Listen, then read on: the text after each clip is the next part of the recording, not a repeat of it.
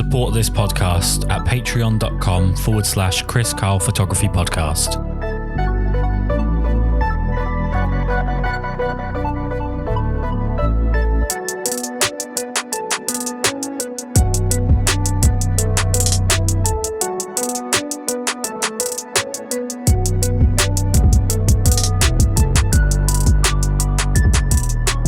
Generally want to start all of these podcasts by framing how it is that you found photography. I think we'll get on to the TV or entertainment side of what you do a bit later on, but let's just start off with why it is that you started with photography. So, yeah, photography has always been kind of a hobby of mine. I kind of grew up around it. My grandfather, my dad's dad, was a photographer. And from a pretty young age, I kind of was just kind of got into it. I feel like my parents actually bought me, at my request, a video camera when I was probably about 10, so a little over 20 years ago. And I think what it was that actually drew me so much to this very specific camera was that it actually had the ability to take photos. So we're talking like 1/4 megapixel photos, just like the worst, like cell phones, like total trash. But I really loved the photo aspect of it, and every summer, for as long as I can remember, my family would always take a trip up to Maine, up to Acadia National Park, and started out when we were younger camping. Then as we got a little bit older, my sister and I got older, my parents would rent like a small cabin. And so like I was always, every summer I would always like everything, my entire year I'd look forward to this trip to Maine, and it's extremely beautiful up there. It's an island in the sense that it is surrounded by water. However, it is like right off of the coast of Maine, so it's not like it's some crazy destination where you have to take a ferry or anything like that. But it's beautiful. It's got cliffs, and it's got ocean, and it's got rocky beaches, and it's got some mountains and a lot of greenery and a lot of lakes. So that was just kind of what really kind of first got me into taking photos. Was I was going to this place. It was the one place that I wanted to, look for, the one place that I look forward to going the entire year. And so when I was there, I wanted to capture photos and video of that so that I could kind of remember it, throughout the rest of my year. And so I think that's kind of what drew me into it. And it wasn't until, I always took a lot of photos, and like I had that camera. I had a couple other, I had like a cheap Olympus, not even like a point and shoot. It was a little bit nicer than a point and shoot, but it wasn't like an SLR or anything like that, that I would just kind of always have with me when I was in high school and in college. And then I finally, like after graduating college, I bought myself a Canon T2i, which was pretty great at the time. And kind of slowly from there really started getting more into, really like kind of honing the craft, I guess you could say. So photography wasn't something that you studied at school? It was not. I did, however, study like film and video. That was my focus throughout school. And I did, when I was in high school, I was involved we had like a television station in our high school that I got very involved in. And it was just like, I got to play with cameras, and I got to learn how to edit video and stuff like that. And so that's kind of like, I realized pretty early on, which I feel like maybe not everybody could say, but I realized probably from about age 13 or 14 that like I knew exactly what I wanted to do, and that was kind of be in the digital video and film industry. So I did not study photography in school, but it was kind of always like the counterpart to video. So why did you gravitate more towards video than photography then, if photography is something you seem to have adopted earlier? So I think that like I think part of it was the technology at the time. I think that like video, I feel like was something that was almost unattainable for the generation maybe just before me. And photography was still very much like film related. And I think that like I probably had, I think a lot of it actually had to do with the fact that like my high school had this amazing TV station and studio. And I think I just gravitated towards the technology aspect of it. And like I had access to these really great cameras and like video cameras. And there was something cool about being able to create like a moving picture. And yeah, I think that it just, I remember, so I actually, it's funny. I remember in high school, there was this tech fair, as they called it. And, there was this, as part of the tech fair, there were all these different categories. So like you could make like a PowerPoint presentation about something, or you could make a video, or you could take a photo, or you could create a logo. And I actually don't know I can't remember what it was exactly that I had submitted. I think it was a PowerPoint. And anyway, I was at the tech fair and it was like on a county level. And I saw a film, a video that some other high school kids from a different high school had created. And I wish I could like, I'm sure now looking back on it, it wouldn't amaze me as much. But I mean, these were kids that were probably 13, 14, 15, 16 years old. And they created this like war film, and it was spectacular. And I just remembered like, that was like the moment that like, I was like, oh wow, this is super, super cool. I didn't even know that like me as a high schooler, me as like a kid, that I could create something like this. And I think that's actually what probably first started it. And then the TV studio kind of brought me to the next level of wanting to do it more, and then learning how to do it, and then college, and then so on and so forth. And then that's led you now to working in the entertainment industry. So what is it that you currently do in Hollywood? So I am a reality TV producer and also line producer. So I currently am on a project that is for HGTV, Home and Garden Television, which is, I'm not sure how familiar you are with it, but it's my like that's my wife's favorite TV channel when we come to the States. We spend way too long watching that channel on TV when we're supposed to be vacationing, so I know it very well. Okay, so yeah, I do a TV show that has not aired yet, so you wouldn't have heard of it by any means yet, but it is a home improvement show, and so I've been working on this project for almost a year now, since last September. And so, yeah, on this show, I handle a little bit of everything. I do everything from like logistics, a little bit of legal, a little bit of budget, a little bit of kind of story. It's a very, very small crew, which is actually awesome. It kind of gives me the freedom to kind of wear many hats.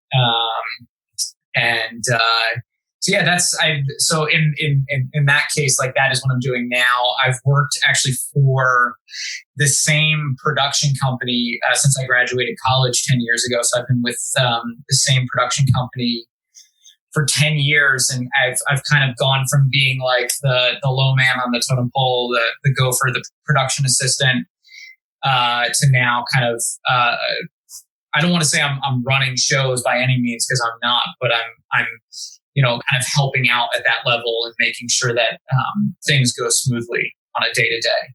I mean, that's one of the biggest differences, right, between sort of TV, movies, and then photography, is that photography is a very, it's a solo endeavor, whereas anything that involves motion generally involves a crew because of the multiple parts that you have to consider. Do you use photography as a way to kind of reclaim that independence that you don't have potentially from your day job working in TV?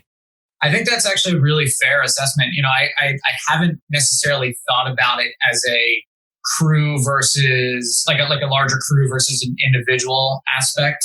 I I will say, I think that's actually a really great way of thinking about it. And I think, yes, I think part of that definitely is I've gravitated towards photography because it is that like you're solely responsible for something. It's a one man band.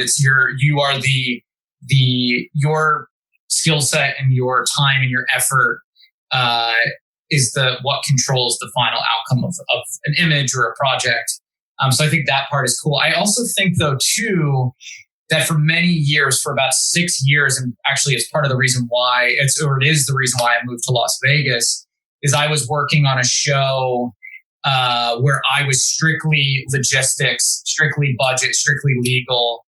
And so it was far from a creative role. It was actually very much a office job where I was, where my day-to-day was very little involved with the actual storytelling and very much involved in just like making sure that the story could be told. So I think that is part of also the reason why I think I gravitated towards photography. I think moving to Vegas is what really kicked off me realizing like that's what I love doing more than anything else. Because I wasn't in a creative role, so I didn't have a way to necessarily, use my head and use my, and express myself, I guess you could say. So I think that's part of it too. Well, you mentioned Vegas, which is one of my absolute favorite places, potentially my favorite place in the world. I think if I had to move, I would definitely move probably to Vegas. I can't really see any problems with moving there. For the people that are disgusting and gross and don't like Vegas, and they shouldn't really have an opinion that counts, but we'll try and win them over. We'll give them the benefit of the doubt. What is so great about Vegas, and what is so great as a photographer about Vegas? So Vegas is it's a place where being weird, being different is kind of celebrated more. And I feel like, and me saying that actually, I feel like I'm stealing that from somebody that I've worked with on a couple projects, and I think the way she describes Vegas is great. I think that she's right though in that like Vegas is a place where you can just kind of do whatever you please and it's acceptable. I mean, I look at like all of the different magic shows that are here, and you look at all of the different comedy acts that are here. It's weird. And I think the weirdness is celebrated and showcased here. I also think that it's very much still the Wild West here. Our town is, was really, it's still very, I'm trying to think the best way to describe it. It's still very lawless in a sense. I mean, you can drink on the streets, you can party until I would say 5 a.m., but really you can party 24 hours a day. There's something very cool about that. Now, granted, I feel like maybe when I first moved here, I partook in that a little bit more. Now I live in a very extremely boring life as far as someone living in Vegas might be. I feel like I live a pretty standard life, meaning that like I think that like the way I live is not any different than the way like anybody else in any other part of the world would necessarily live. But I think that the biggest thing about Vegas, and I think what drew me to photography in Vegas the most, is Vegas is the center, it is the heart of the West Coast. And I say that because you are 4 hours from California, like from LA. You're 2.5, 3 hours from Joshua Tree. You are an hour from the Mojave Desert. You are 2 hours from Zion. You are 4 to 5 hours from like the most amazing landscapes you've ever seen in Utah. You're close to Arizona. And so I'm not sure how familiar you are with, like, I did a lot of digital photography before film photography, and it was a very different style. It was landscape. But I just fell in love with it because I had the ability to hop in my vehicle and just be somewhere completely out of this world in 4 hours. and I could spend a weekend photographing, and I could, I could even go, let's say I wanted to go to like Death Valley for the weekend, which is like 2 hours from here. And if I was in Death Valley and it was too warm or I didn't feel like shooting the desert, I could go 2 hours further and be in like these crazy alpine vistas with lakes and mountains and beautiful, beautiful trees. And then I could just turn around and drive back to Vegas and be home in 3 or 4 hours and just like go back to work on a Monday. And I think that's what makes Vegas just truly spectacular. I mean, as a photographer, it is, I argue to say it's the best place to live, maybe even in the world, as far as just like shooting landscapes. And it's just, it's incredible. It's so incredible. Well, there's a perception, especially I guess in England, that Vegas is where you go to just get slaughtered with alcohol, do some crazy stuff, kill a hooker, and then that's it. That's your weekend sorted. When in actual fact, I think that Vegas is probably the only place on earth where you can go get absolutely humbled by nature, photograph it, and be home and have a 5-star meal and sleep in an amazing hotel. Like to me, it's from a visiting point of view, I don't think there's any other experience like it, in the sense of if you see Vegas as just the Strip, you're completely missing the point of flying there, especially as a photographer. It's just a brilliant hub, like you say, to get to so many wonderful points. My personal favorite being Valley of Fire, and my wife's favorite being Death Valley. She's a big fan of the Salt Flats. In terms of what you've got around you, what's your favorite place to go and photograph? So from a landscape perspective, from a landscape perspective, Death Valley, hands down, is just such an amazing place to go. I love it too, because I've done it now countless times. I mean, I can be to Death Valley in like an hour and a half to 2 hours. So I could like literally wake up, pretty early, shoot like a sunset or sunrise, whatever. And I don't know. There's something about Death Valley that's incredible. And there's just so many different parts of Death Valley. Like you said, there's the Salt Flats. There's these amazing sand dunes. There's these remote valleys that you can only get to by 4x4. And you've got these like crazy mud flats that have these crazy cracks and geometric shapes. And it's so diverse and it's so barren and beautiful. I love Death Valley. I mean, it is truly, it's got to be my favorite place. Yeah. And with Vegas, there's a project that you've worked on, Las Vegas Bender. This is something that I've actually spoken to Danny Corey about on the podcast previously, but obviously I'd love to get your point of view and what your involvement was in the project. Yeah. So, I'm glad that you did speak to Danny. Danny is, he's an amazing artist, extremely passionate about, what he does. And he's also just like genuinely like one of the kindest and nicest people and most encouraging people I've ever met. He brought me on to that project. We didn't know necessarily where. Well, I think he knew exactly what he was after. I kind of came on just to kind of help him and assist him in making it happen. I pride myself on maybe not being the most creative, but I'm extremely technical. Like if you like show me a photograph, I can probably figure out a way to like replicate how that worked. But also I like to help produce other people and being the best that they can be. And I think that like Danny is just so incredibly gifted as a cinematographer, as a photographer as well.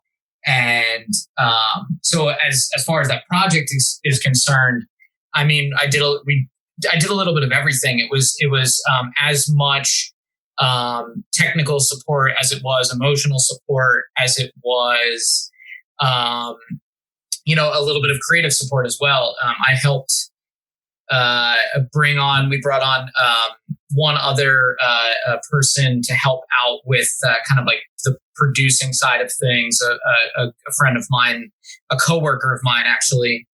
at the time, and he's the one who actually produced the interview or helped write the interview out. The interview is essentially what tells the story throughout the entire documentary. So it was 100% Danny's vision. I like to think that in some part I helped him just make that vision a reality. One thing I will say from speaking to both of you is that, and I've actually spoken recently to a director in LA who's won an Emmy Award and worked with some of my absolute idols. And I've spoken to a photographer that's worked on Oscar-winning films, and everyone seems to have such a positive outlook. When I speak to them, at least, maybe it's just me, maybe I'm just a common denominator there, but everyone seems to have such a positive outlook. And, Hollywood is the biggest cultural machine in the world. Everyone seems to be trying to get there either through being like an influencer or a photographer or whatever, movie star, director, writer, whatever. Everyone seems to be trying to get there as quick as possible. It seems incredibly cutthroat, but everyone seems so positive. Is it just an outside perception that it's a cutthroat business, or is it a cutthroat business, but you're all just very good at smiling through it? I think there is a bit of cutthroatness. I feel like I'm also a bit of an outlier in the business in that. So I started in production in Philadelphia, and I think Philly and Vegas are actually very similar in that Philly is 2.5 hours from New York, which is another massive hub for production.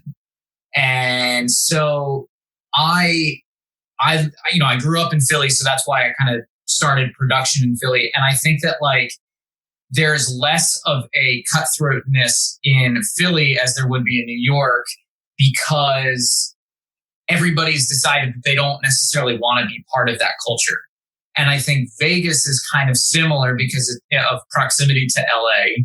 And I think that Vegas, there is still obviously a competitiveness to the production out here, but for the most part, it's kind of separated from that LA experience where if you don't want to do the job, there's 10 other people that will do it, and they'll do it for cheaper. Right. And that's the unfortunate culture that I think definitely exists in LA. But I've always, I can't speak for how LA really is, because I've always worked for pretty much my entire career, 10 years now. I've worked for the same company, and my company's based out of Philadelphia. And so I haven't had the need to put myself out there and be competitive. I by nature am not a competitive person. I enjoy watching sports, but I don't enjoy partaking in sports. I don't like competitive culture in general. I'm not I'm not really into the sport of anything, I guess you could say. Right. So I think that it actually works it's worked out really well for me, and that I haven't had to be super competitive because I'm not part of that. And I think that maybe someone like Danny, he is a freelancer.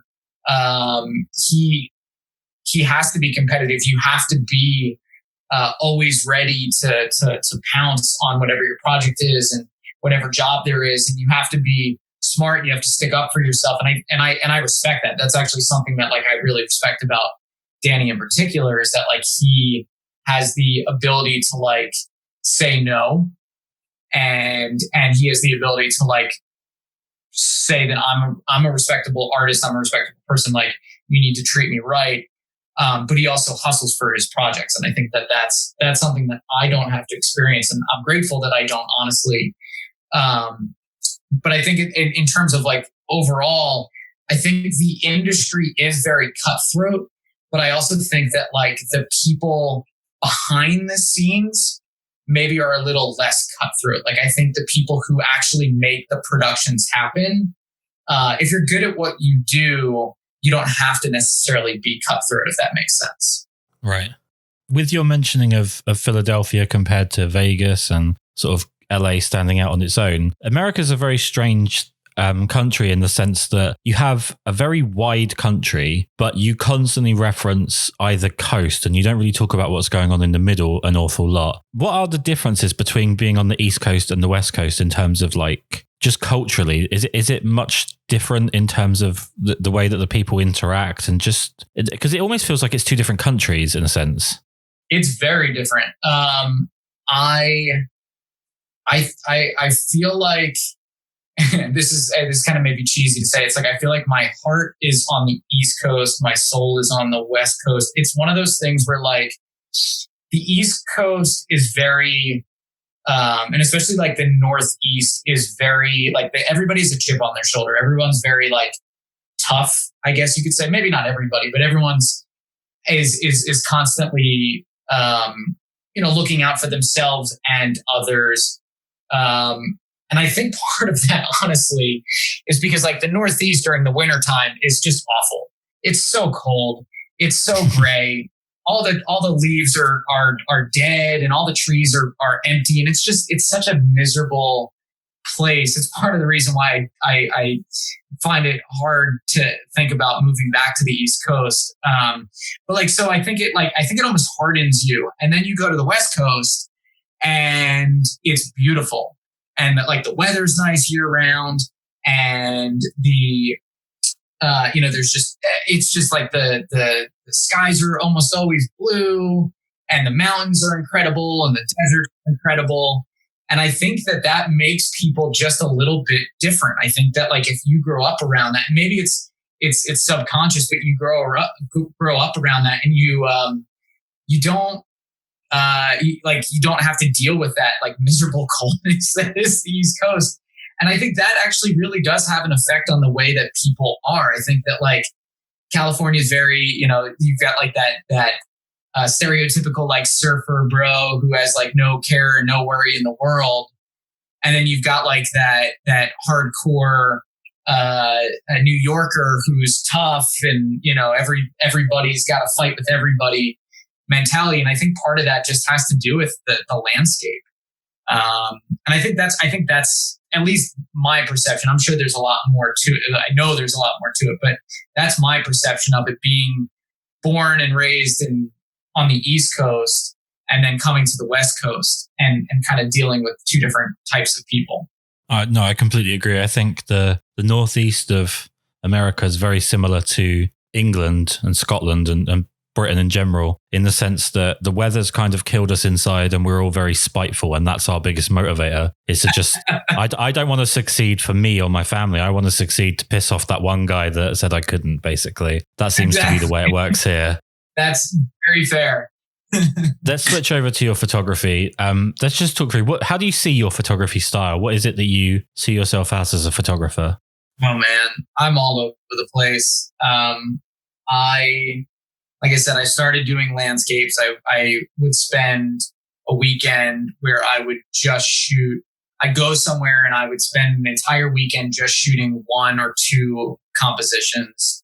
I would, have a shot in mind, and I would do an extensive amount of research on where the sun was going to set or where the sun was going to rise. And I would spend just massive amounts of time researching what my subject would be. And then when I get there, figuring out exactly how I wanted to line up the shot. And then I'd take the photo, and then I'd go home and I'd spend hours upon hours editing one single photo and hating it, and basically, not doing anything with the photo because I hated it or whatever it would be like that. So it was like a very weird process. So that was kind of like what I used to do. And now I still spend a considerable amount of time planning. But I think I spend a little bit less time stressing over whether everything is like perfect and everything is lined up. And I think that's actually kind of what drew me to film photography. I was very involved in digital for probably 3 or 4 or 5 years. And then I basically like almost quit cold turkey photography altogether, stopped shooting.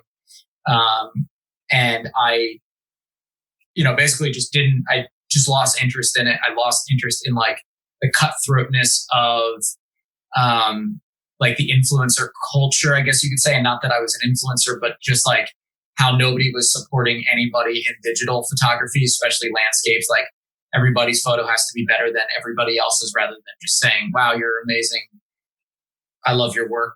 It was never like that. Then you come to film photography and it's a community, and everybody's supportive of everybody, and everybody wants to see everybody succeed, and everybody's encouraging it's a totally different world. The other thing though about film photography is that you don't have to spend, I personally don't like to spend a ton of time in the edit process. And I like the fact that like you have to shoot, you have to think about what you're shooting in the field, which is what I like doing. And you have to do it in camera. You're not spending all of this time afterwards bringing up the highlights and, dodging and burning and using luminosity layers to do. I mean, you can if you want in film photography, but I don't think it's necessary. And so I think going back to kind of the original question of like where I see myself as a photographer now, I like to think that like my style is like rooted more in like, I don't want to say nostalgia, but just like that old America, like clinging to like your childhood or your past, remembering things differently than they are now. And living in Nevada is kind of like such a great, again, where Las Vegas is just such a great hub for just like that old dusty desert American Southwest. And I just, I always liked it from a, like driving to Joshua Tree, I'd always stop at Roy's. It was such a cool thing, but I never really thought to photograph it a whole lot. And then I got into film, and then I started seeing how other people were shooting. And I'm heavily influenced by other photographers for sure.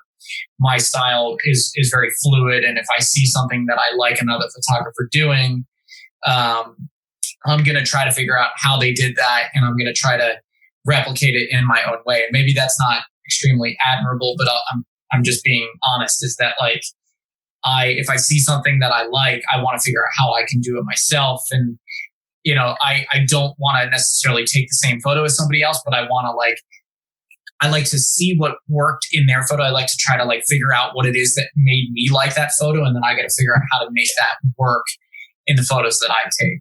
So I don't know. I see myself as a constantly changing, constantly affected by what I'm seeing photographer, I guess you could say.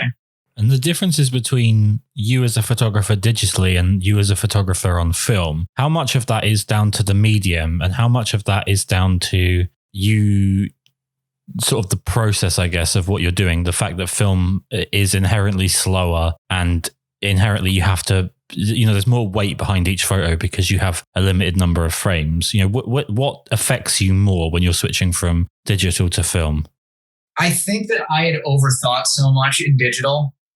Especially, it's funny, like I go back and I look through the ridiculous library of photos that I took that I've never done anything with. And I think I got to the point where I was overthinking everything. And so I think like with film photography, you have to think about it at the beginning when it's exciting and when it's fresh, and that like you're there in the moment taking a photograph. Once you take that photograph, you're not going to be manipulating the image. You're not going to so it's all technical. It's all there right then and there. And so I think like, that's what I always liked about any sort of photography, is like the technical aspect of being there in the moment, taking a photo of something.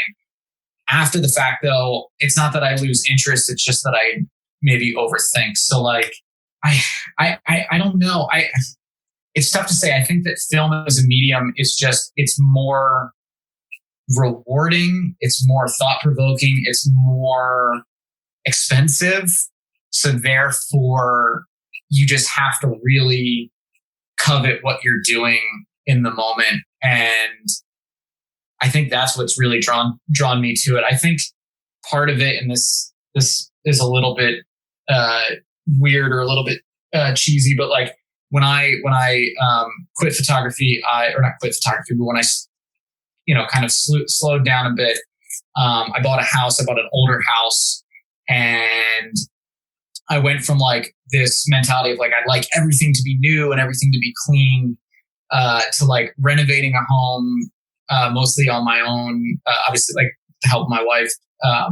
But like doing it with my hands and using raw material to create things. And also just like this, all of a sudden, this love of like thrifting and like finding things that were owned by other people, and cherished for many years by other people. And you know that they were cherished because of the good shape that they were in.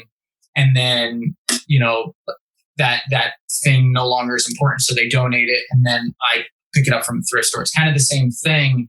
Whereas like film, I think, was like this amazing cherished medium for so many years.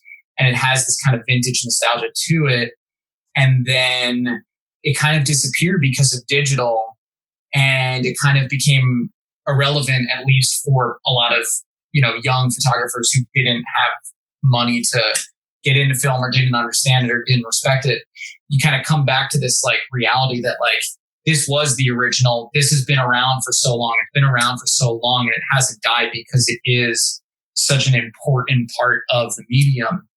I don't know. I feel like I'm rambling at this point, but like, I feel like that's like to me what it is about the process of film. It's like this love for something that existed and then kind of disappeared and is now kind of re-existing. Yeah, no, I completely agree. I've been fortunate actually the last few weeks to speak to many film photographers and sort of try and get a grasp on this revolution, I guess, this kind of resurgence of film photography. Coming from, you know, I'm a fairly young photographer in the sense I only started about 7 years ago. And I only found film really prominently since lockdown. So I work in photography, but I've never really given film much of a second thought, and just decided that now was a good time to kind of educate myself on it. You mentioned earlier about that kind of nostalgia being a big part of film photography. And my wife's a psychologist. I definitely feel like a psychologist could have a field day with the sort of what I now refer to as the nostalgia porn of the film community. Is there a danger that like the modern day isn't being documented with film? And that, you know, there's almost like a generational miss here where we've got this amazing medium that is finally being seen as an alternative, not a predecessor to digital photography, but it's not being used to photograph the current event. It's being used to photograph what used to be. Interesting. That's a good question.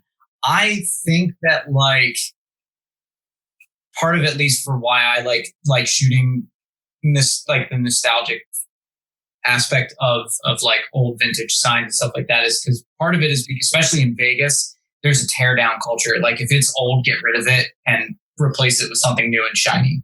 And so like I'm not really preserving it for anybody other than necessarily myself, but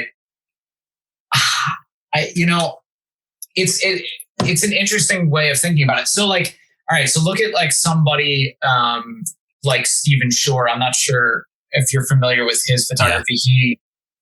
So what makes his photos so amazing is that he was just taking photos of the day to day. It's not like he's going out and seeking now these like vintage cars sitting, you know, these old broken down cars sitting down on the side of the road with a cool old sign. Like he was just documenting the day to day. And that's not to downplay him. Like he's an incredible artist, and incredibly important in not just film photography, but just photography as a whole. I think like his work is really cool to see because he was just going around and he was shooting these things in the present. And now looking back on it 40 years later, you're like, wow, that's so cool. That's what I want my photos to look like. And it's like, well, he's been doing this for 40 years. So I do think that, yes, there is an opportunity lost in not shooting like modern stuff on film. I think though that like, I don't know. I think that like modern lends itself to be shot on digital just because it's, I don't know. I'm trying to think the best way to describe. Well, if you don't mind, I'll throw in my theory. Yeah, I'd love to hear.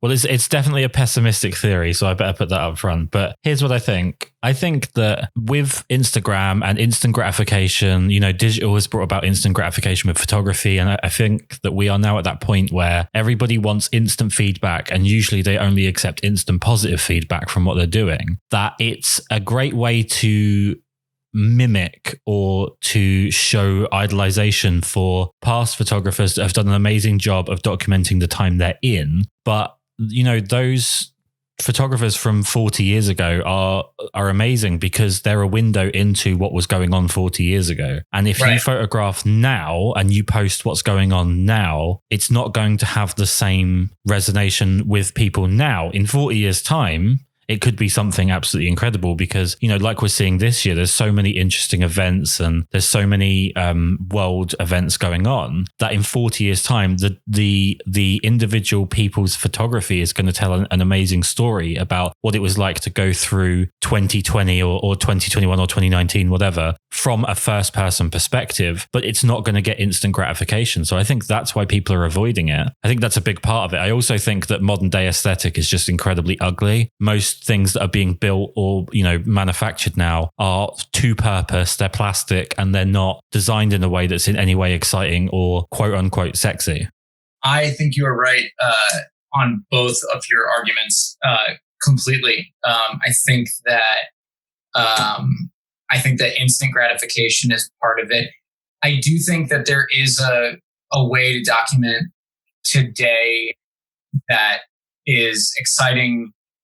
I also think, and I also agree with you in saying that just like, there's very little modern architecture, very little like modern, like I despise like LED lighting. I despise like that. It just not even, and I think maybe that's from photography. It's from videography. Like I hate like bad lighting in general. And I think that, and it's like, I'm talking like even just like in my home, like I have in this office that I'm sitting in right now, I have a ceiling light. I have a ceiling fan that has a light on it, and I hate turning it on.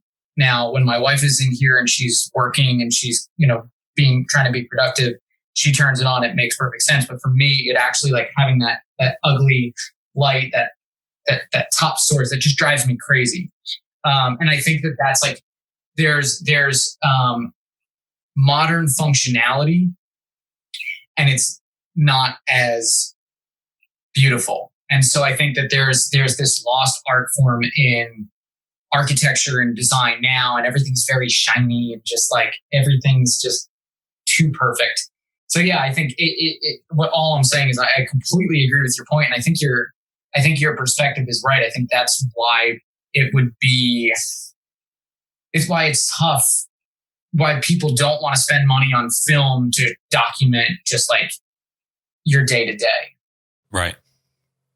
But there is one sort of peculiar thing that seems to have come up. And I feel like I'm the only person that's noticed it because I've brought it up a few times and people always seem to be a bit surprised by it. But with the recent political events in America, with the protests, the riots, all the events that have gone on over the last few weeks, an awful lot of people are documenting that with film, and specifically with black and white film. And I'm still trying to figure out why it is that people have decided that film's the right medium to document that on. And the only theory I can come up with is that film could be construed as being more honest because it's less likely to be manipulated, or it's less likely to be deemed as manipulated as opposed to a digital image. But it's a very bizarre thing for me to see so many film photographers documenting the protests. I think that you will see more film photographers documenting it because in general, it's just like film photographers are more interested in documenting. I do find it interesting that a lot of it has been in black and white. I think maybe that's, I don't know what the reasoning is. I've noticed that as well. I think that black and white does a good job at making, I don't want to say busy scenes, but like it has the ability to like simplify a scene. And so like something that is visually stimulating all over the place might look like if there's a lot of stuff going on, it might be a little bit easier to go in a monochrome black and white. I don't know what it is, why exactly it's happening. I don't know. I do think it's weird though. And I think it's like, maybe part of it's like a throwback nostalgia to like the 60s during the civil rights movement. I don't know what it is, but it's interesting you say that, because I definitely have noticed it as a way that it's kind of been portrayed. Well, now that I've given all of my pessimistic theories on stuff, let's move away from me talking completely. And what are you using in the way of cameras at the moment? Oh, geez. A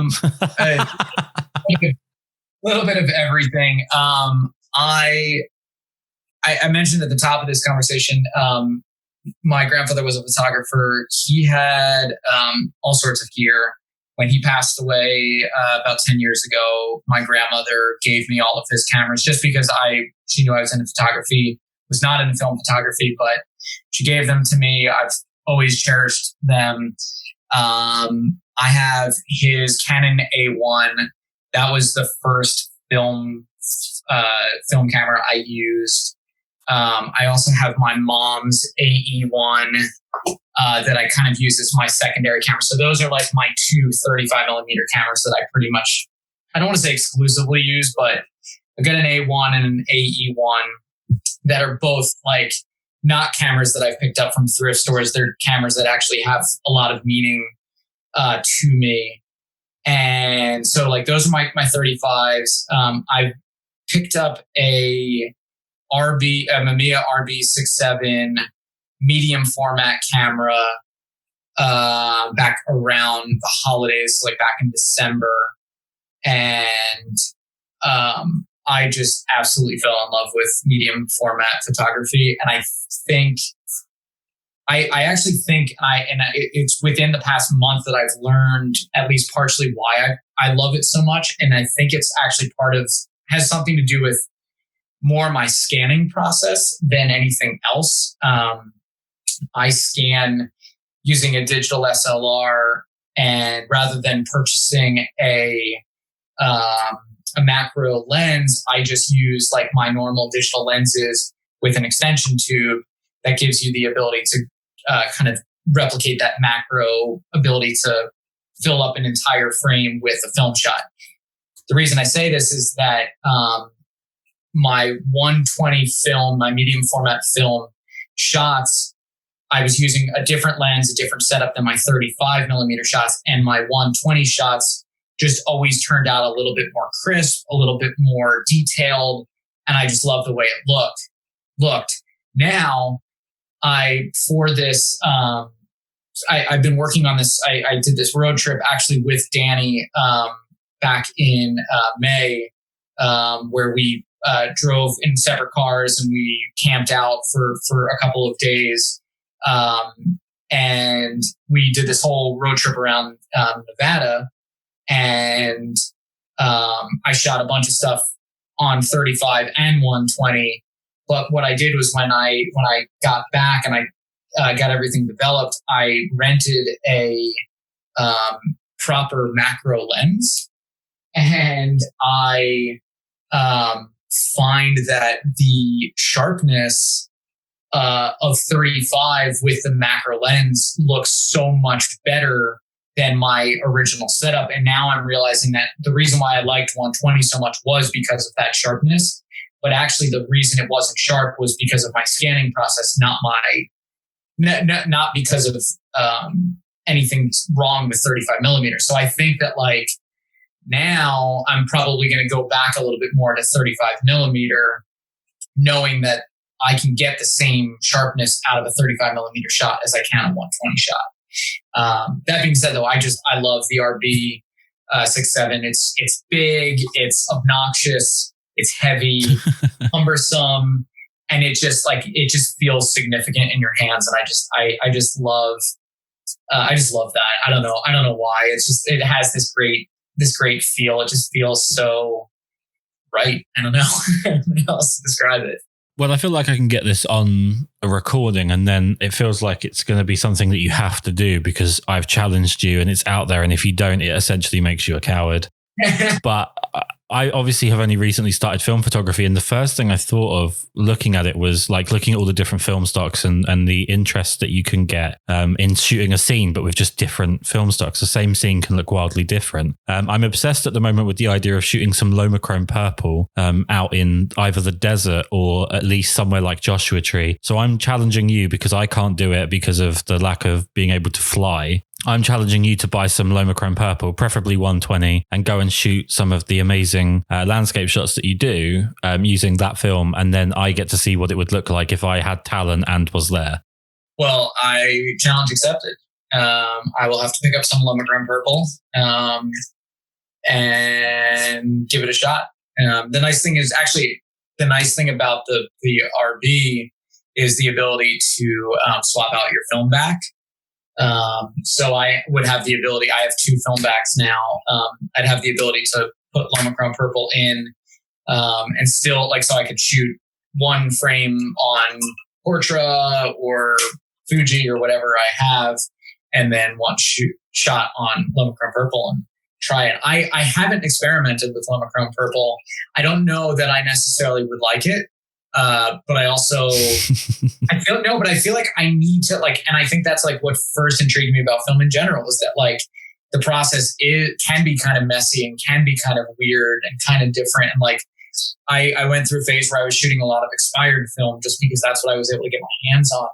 And it's so cool to see color shifts and just disgusting amounts of noise because the film, sat out in someone's car for 10 years and just got destroyed by the heat. I think that's half the fun. I do think though that my problem is that because I'm such a planner, if I'm going to go out and plan a shot, I want to make sure that I get it. And so sometimes that makes me shy away from shooting expired film or shooting something different. But I think I will have to try Lomochrome purple, and I will have to try it in 120, and I will have to send those photos your way.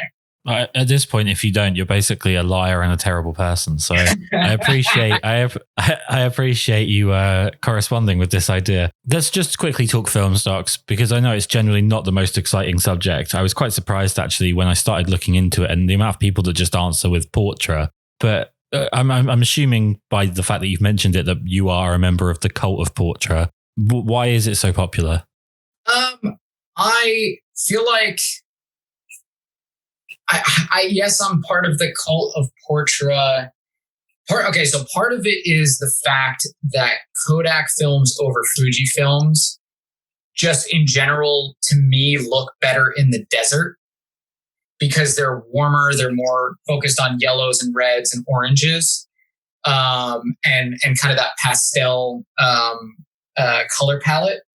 Whereas Fuji is awesome for more of the greens and the blues. So I think part of why I like Portra and part of why, I do shoot a lot of Portra is because it works really, really well in the desert. That being said, I really want to shoot more slide film. Actually, what got me into wanting to shoot film in the first place was this amazing photographer, Alex Burke. And he is a solely film photographer. He's a landscape photographer. His work is absolutely the best when it comes to not just film photography, but just landscape photography as a whole. And he shoots almost exclusively on slide film. Mostly large format, 4x5, 8x10. And that was my first experience actually where I was looking at film photography as a relevant medium for me to potentially try it. I going back to what made me start film was I just wanted to want to shoot again. And I think that like seeing his work encouraged me, and like he uses a lot of like Velvia and Provia, and I I have a roll of Velvia that I've owned. Literally, it was the first roll of film I bought that also came with the Portra 100 or 160 that I bought, and I just like haven't shot with it like at all. And I really want to. So like right now I shoot portrait because I know what it can do, and I've kind of locked myself into like I know what it can do. It gives me the results that I like. I know how to manipulate it in a scene to work in my favor. I need to get out of my comfort zone again. I need to start wanting to challenge myself, and I really want to shoot more slide film. Specifically, I really want to shoot more like Provia and Velvia because it just looks incredible. The color palettes are vivid and maybe even a little bit more accurate, whereas like portrait dulls everything down a little bit, which I like, but I want to try shooting the more saturated. I'm a coward in that, like, I don't want my shots. Well, no, I don't want my shots. I don't want to go out and like spend a bunch of time taking a photo to have it come back from the lab. And, you know, I go to scan it and it just like looks like crap. And then I'm really mad that I spent all this time and this money on something that I don't even like the outcome of. So I think why people gravitate towards portrait is because it's reliable. It has a really great muted color palette. It works really well for a lot of scenes. And so I think people get comfortable with it, including myself. But I think that like Fuji makes really great film, like their Pro 400H. I've shot one roll of it at night from a recommendation from another film photographer, and I just loved the outcome. Just like absolutely loved it. So I'm fascinated by film stock. I think actually that's up until recently, I only ever put what camera I used, what film stock I used, and how I develop / scan the film as my caption, because that to me, it's the science, it's the tech of taking a photo that interests me more than anything. So I love to talk film stock. I love to see how different film stocks affect a scene differently. Let's talk about you as a photographer. Couple of broad questions, and we'll start to round up because I'm sure that you've got better things to be doing than talking to me. Oh, no, I love talking to myself, so it's fine. What's your worst habit as a photographer? Getting too comfortable, for sure. I think that I get myself into like a rhythm, and then I refuse to get myself out of that rhythm.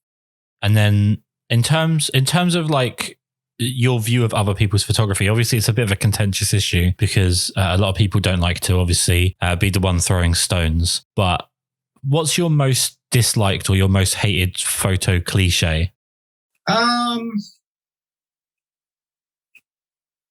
It's a tough question. Because I'm more tech than I am creative. I think that like I don't like when like people I'm very big on like if you're gonna take a photo, even if you mess up the photo in the camera, like try to fix like your horizons, like keep your horizons straight, use your lens to create different use your lens to create like different variations of the same scene. So like tilt your camera down and stretch your image out, like stuff like that. As far as cliches, I feel like there aren't as many cliches in film photography as there are in digital photography. Like I don't get like taking a photo of your camera in your hand. With people. I don't understand that. That to me just makes no sense because whatever. I mean, whatever you're into. I'm generally speaking, I'm happy to see that anybody is out there taking a photo of anything because that photo meant something to that person. And at the end of the day, that's what matters the most. So this last question is probably the one that I'm most proud of through your number 88 on the podcast. This is episode number 88. And this is probably the question I'm most proud of up to this point. And I'm quite frustrated that I've only recently thought of it. But you have the pleasure of answering it with all of that pressure put on you. In terms of digital photography, obviously democratizing photography quite a bit because it became easier in terms of the learning process because you get instant gratification. You can check your shot as you go and so on. And basically cameras have gotten easier and easier and easier to use. Why is it that we aren't sort of blessed with more and more and more amazing photographers if there are more and more people that are able to do it? I mean, I disagree. I think there are a lot of amazing photographers, but I also think that the technology, like I keep on saying that I'm a very tech oriented person. I do think though that like what makes a good photograph does not matter what you are shooting. Like what you're, if it's digital versus film, if it's a 5D versus a Nikon versus an A1 versus a cell phone. I think what makes a good photo is composition, it's balance, it's lighting. And so I think that like the reason why maybe there aren't, why certain photographers stand out over others is the attention paid towards the subject matter. And I think that's the most important part. I think figuring out what makes a photograph good is what makes a photograph good, if that makes any sense. So like balancing your balancing the different elements in the photo, and I think actually for me, one of the biggest things is like power lines. Like I don't like power lines in a photo, like especially if they're like crossing a sign, but at least getting creative then and using them as a leading line so that at least the power lines are leading your eye towards something in a photograph and not just like cutting it off in some random way. And, utilizing the different rules, like rules of thirds and using the different techniques of what make a good photograph. I think that's what really truly makes a good photographer good. And so I think that's part of why with better technology, there may not be any higher quantity of better photographers. I do think though that there are a lot of great photographers out there who just don't, and this is the problem with Instagram, who either don't know how to market themselves or don't know how to get, like, how to properly create their image in order to get it out to bigger audiences. So maybe it's not that they're not as good, it's just that they aren't seen because it's that game of Instagram where it's like if you don't have enough followers, then you're not going to gain followers and stuff like that. I don't know if that makes sense, but I think Instagram does a really terrible job sometimes in that it intentionally hides people who are very talented if they're not willing to like play the game that is Instagram. Yeah, I think as more and more people sort of bow to the church that is like followers and likes and that kind of social media gratification, I see more and more people change styles. I mean, especially coming from the portrait world and the fashion world, I see a lot of people that just sort of hype up and ramp up the sexualization because that's what gets the most feedback, because obviously that's what gets the most feedback. And then more and more, I feel like we're moving away from any form of expression and more kind of focused on what the reception of the image is going to be before we've even taken the image. So people aren't actually putting out images that speak to them. They're putting out images that they hope speaks to someone else and not to one person in particular. They're happy as long as that number is as big as possible. And I feel like maybe people should be more focused on, really connecting with one person as opposed to getting a double tap and a swipe onwards from, 100,000 people. I think that's part of what burned me out too. I think originally in digital photography is just like that swipe and move on culture of Instagram. I think it's hard not to get caught up in numbers. I'm very fascinated by the numbers, like by the game and the way to work the system on Instagram, and I just find it interesting to study as a whole. But I think it sucks at the same time, because I think that like it's hard not to, if you take a photo of something that you think other people will really like, and then you post that photo and you were right and everybody likes that photo, it's gonna change the way your brain thinks, and you're going to want to get that gratification again. So you're going to go out and you're going to shoot. And I think everybody, definitely including myself, is guilty of that, in that I started shooting landscapes, even in film. And then I started realizing like, oh, other people are shooting cars. Let me try shooting cars. Oh, this looks really cool. Oh, this got likes. And I think it's a blessing and a curse, because I think the other thing that it's a curse in that, like, it may affect the way you shoot, but where I think it's a blessing, and I think this was the case for me way back in the day, is it like, it made me want to go out and shoot more. So like, it made me want to go out and see the same places that other people had seen. And it made me want to experience that in person, as opposed to just like on a phone screen. So I think that like social media is great because it can connect people. It connects people. Like, I mean, I would not be having this conversation right now if it wasn't for social media. I wouldn't have met Danny had it not been for social media. I wouldn't have met a lot of my people I call friends now in both the film and digital community because of social media. And I wouldn't, I probably wouldn't be as into photography if it wasn't for it. But it also, on the other end, totally can suck you dry and discourage you from doing what you truly want to do and developing as a photographer if you're only worried about the numbers. Yeah, I think that's the most important thing, is to recognize the good and bad points of something, and then make sure that you focus on what you're getting from it and discard what you're not enjoying about it. I think that's a really good way to end. Most important thing with the podcast is that we're sharing work. We want as many people as possible to find as many new photographers and new artists to follow. So where can everyone go to see the work that you do? I am mostly now just on Instagram. My Instagram name is Mojave Dave, or Mojave.Dave.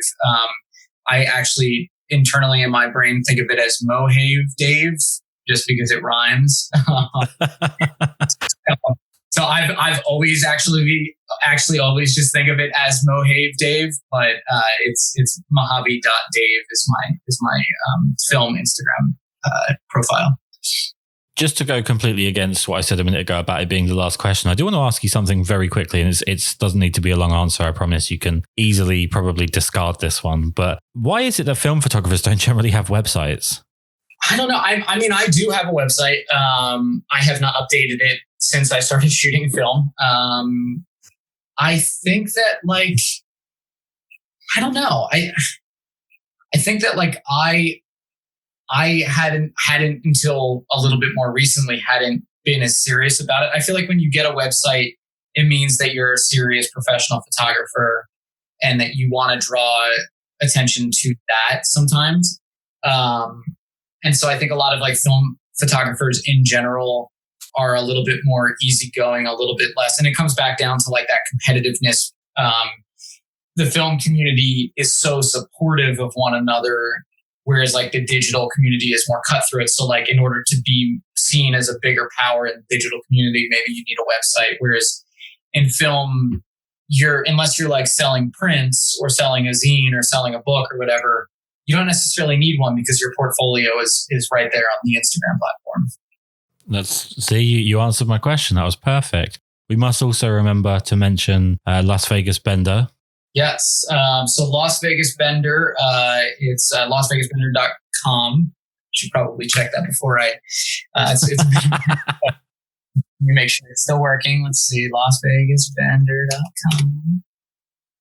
Yep, still working. I just wanted to make sure Danny hadn't forgotten to pay the bills or anything.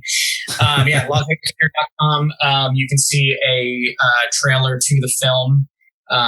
We are still in the festival phase of the film, and we hope that eventually we'll be able to work on some sort of distribution or online viewing, to a greater audience. But right now we're still kind of in that exclusively festival phase. So you can find out more information at LasVegasBender.com.